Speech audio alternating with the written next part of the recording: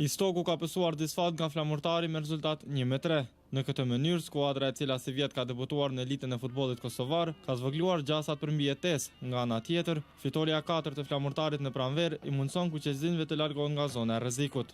Goli i parë për mysafirët erdhi në minutën 30, kur Milajm Humolli krosoi për Mensur Simnicën, ndërsa ky e mposhti portierin vendes, 0-1.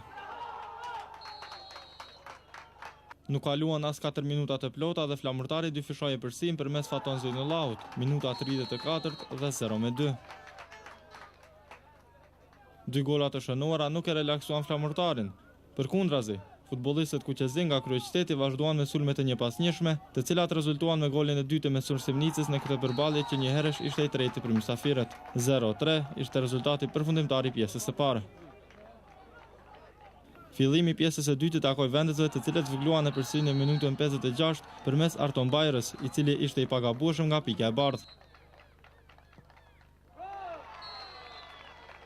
Deri në fund të takimit, Istoku vazhdoi me sulme të pareshtura, mirëpo gola më nuk pati. Në fund duhet theksuar edhe fakti se në minutën 86, Flamurtari mbeti me një lojtar më pak në fushë, pas ndëshkimit të Fidan Hasanit me kartuqin e dytë të verdhë, për shkak të simulimit. Në fund, Istoku 1, Flamurtari 3.